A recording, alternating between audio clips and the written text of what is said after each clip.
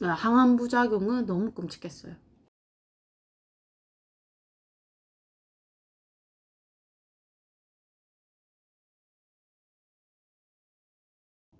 오늘 제가 나눌 이야기는 조금 몸이 불편하시거나 중증에 걸리시거나 혹은 정신적으로도 조금 힘드신 분에게 도움이 될 만한 이야기예요. 분명 끝까지 들으시면 도움이 될 거고 인사이트가 될 거라고 생각을 합니다. 그러면 이야기 한번 시작해 볼게요. 바로 제가 28살 때 이야기예요. 저는 건강했고, 그리고 매력 있었고, 유쾌했고, 활발했고, 뭐 능력 있고, 아주 이제 자존감이 높은 20대 후반이었거든요, 당시에. 그랬던 제게 딱 하나 소원이 있다면 그건 바로 저를 닮은 아기를 놓아 기르는 거였어요. 왜냐면 제가 어릴 때부터 약간 자궁이 약하다는 진단을 받았고, 그리고 얼마 전 이제 난임 판정을 받았거든요. 그러니까 하늘이 무너졌어요. 왜냐면 20대인데 난임이라니. 그러니까 병원에서는 생물학적 시계로는 몇 년 남지 않았다. 가능한 빨리 임신을 하는 것을 권유했어요. 몇 년 뒤 저는 결혼을 했고, 어떻게 그리고 얼마 안 있어서 저의 소원이 마침내 이루어졌어요. 임신이 바로 된 저는 다른 어떤 평범한 예비 엄마처럼 벌써부터 엄마가 된다는 설렘과 두려움 속에서 즐거운 신혼생활을 보내고 있었어요. 신혼생활은 너무나도 달콤했고 행복했고, 이제는 아기까지 생겨서 완전히 제가 바라던 모든 바가 이루어진 상태였죠. 모든 게 완벽했어요. 그러던 어느 날 이제 왼쪽 가슴에 단단한 혹이 만져졌어요. 그러니까 호르몬 변화로 겪게 되는 임산부 증상인 줄만 알고 있었는데, 산부인과 가서 이야기를 했더니 유방 초음파를 권유를 하더라고요. 그래서 찝찝한 게 좀 싫었던 제 성격 때문에 이제 갔어요. 유방 초음파 보러 갔는데 이제 그 혹이 암이라고 하더라고요. 암은 내 몸에서 내 아기와 함께 자라고 있었어요. 그때 당시 출산을 한 두어 달 남기고 있었는데, 아기가 자라는 속도보다 암이 더 빨리 성장했어요. 처음에 발견했을 때는 한 5cm 정도였는데, 나중에는 7cm, 한 달 사이에 7cm가 돼버렸고, 그리고 알고 보니 암이 한 군데가 아니고 네 군데서나 암이 발견되었어요. 왼쪽 가슴에 두 군데, 그리고 오른쪽 가슴 하나, 그리고 겨드랑이 임파선에서 무작위로 뽑았는데 11개 무작위로 뽑았는데 5개가 암이 발견되었거든요. 그래서 저는 당장 이제 대학병원 예약하고 산부인과 유방외과 협진으로 치료에 들어갔어요. 이제 임파선 전이가 있어서 빠른 치료를 하는 게 좋겠다고 판단해서 출산일보다 한 달 빨리 제왕절개를 하고 아기를 출산했습니다. 그리고 연이어 곧바로 몸조리를 해야 하는 몸으로 항암 주사를 맞았어요. 출산 후에 100일 동안은 산모 몸조리해야 한다, 미역국 먹자, 따뜻하게 지내자, 수면 양말 신고 막 그렇게 몸조리를 해야 하는 그 저의 처음 그 계획과는 반대로 이제 항암 주사를 맞는데 항암 부작용은 너무 끔찍했어요. 너무 끔찍했고 진짜 삶의 질이 확 떨어졌어요. 금세 삶이 억울했고, 제 삶이 불쌍했고, 제 삶이 너무 안타까웠어요. 죽음이 밀려 들어와서 저한테 똑똑똑 녹화하는 것만 같았어요. 나 들어가도 돼? 그래도 이제는 저는 이제 엄마인데, 엄마는 세상에서 가장 강한 존재잖아요. 그리고 이제 저에게도 진짜 살아야 할 이유가 너무나도 분명하게 생긴 거죠. 그래서 저는 아기를 볼 때마다, 그 작은 아기의 손과 발을 만질 때마다 그 예쁜 아기가 싱글벙글 웃으실 때마다 다짐했어요. 살아야겠다고. 100살까지 살아보겠더라고.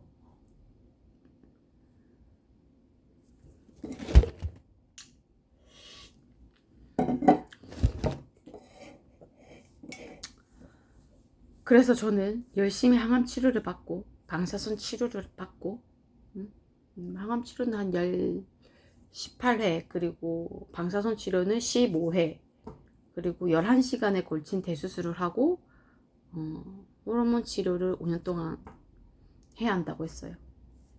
이제 마침내 이제 완전 간해로 암은 이제 제 몸에서 없지만 그래도 제 몸은 이미 너무 망가진 상태였거든요. 그러니까 매일 운동하고 식단 조절하고 수면을 신경 썼지만 제 그 낮은 호중구 수치는 완전 그대로인 거예요.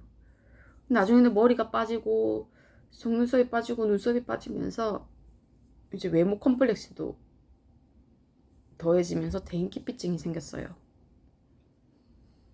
사람 좋아하는 곳 좋아하는 저였지만 이제는 사람 많은 곳으로 가면 특히 대중교통을 타면 심장이 너무 두근두근 심장이 터질 것만 같은 거예요. 그래서 이제 주치의한테 이야기를 했더니 심전도 검사를 받았고 마침내 밝혀진 거는 공황장애였어요. 공황장애라니. 모든 치료가 끝난 뒤에도 저는 이제 심리치료를 위해서 병원에 가서 매일 항우울제를 처방을 받았어요. 그 약을 먹으면 근데 정말 거짓말처럼 모든 게 진정되거든요. 그러니까 조금 저는 그게 좀 무서웠어요. 그 약에 의존하게 될까봐. 그 약을 너무 맹신하고 의존해서 이 약을 아예 못 끊게 돼버릴까봐. 그게 너무 조금 무서운 거예요, 저는.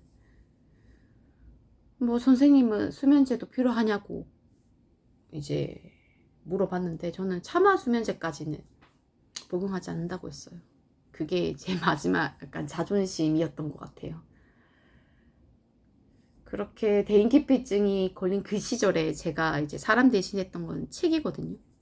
그러니까 책을 제가 앞으로 어떻게 살아가고 싶은지 자연스럽게 미래를 그리게 도와주었어요. 이제 그리고 그런 미래를 그리면서 나의 이 산후 우울증과 이 공황장애 이 사이에 뭔가 이 절망감들이 약간은 이제 희망으로 희미하게나마 바뀌는 걸 조금 느꼈어요. 그러니까 생각에 따라서 미래를 바꿀 수 있다는 것을 책을 통해 배웠어요. 심리치료를 담당하던 주치의는 처음에는 저에게 5년은 먹어야 된다고 했는데 저는 아니 나는 1년 안에 끊겠어 라고 마음을 먹었고 단 6개월 만에 약을 끊었어요. 암이 나를 죽이는 게 아니라 내가 암을 죽이겠다 라고 다짐을 했고 매일 암이 죽는 생각을 했어요. 마침내 완전 간해를 이루었고 제 몸에 암은 없어졌어요. 저는 지금까지 암 재발 없이 약 처방 없이 매우 건강하게 행복하게 지내고 있답니다. 제 몸에 암이 아이와 함께 자라고 있었지만 지금은 아기만 잘 크고 있어요. 벌써 미운 3살이에요. 너무너무 고맙게도 건강하게 잘 크고 있어요. 너무 감사한 일이에요. 매일매일이 너무너무 감사합니다. 저는 이 이야기를 통해 암을 통해 세상을 보는 시야가 완전히 바뀐 저 이야기를 조금 들려드리고 싶었어요. 이제 더 이상 저는 친구들이 갖고 다니는 뭐 명품 가방, 외제차, 뭐 높은 고층의 뭐 강남 아파트 뭐 전부 하나도 부럽지가 않아요. 그냥 그런 것들을 인생에서 얼마나 부질했는지 오히려 더 깨닫게 되었어요. 지금은 그냥 고요한 새벽에 떠오르는 태양, 햇살에 눈이 부시거나 뭐 하늘이 구름이 뭉글뭉글 예쁘게 떠 있을 때 건강한 음식을 먹고 건강한 습관을 실천하는 데서 오는 뿌듯함과 자기 충만함. 책이 주는 지혜로움. 자연이 주는 아름다움. 날 진심으로 걱정해주는 가족, 엄마. 그리고 내가 나보다 더 사랑하는 우리 아기. 매일 우리가 접하는 소소한 일상에서 느끼는 행복을 매일매일 느끼며 살아가고 있습니다. 이보다 더 멋진 인생은 없어요. 진짜요. 저는 비록 암에 걸렸지만 제 인생에서 지금이 제일 행복합니다.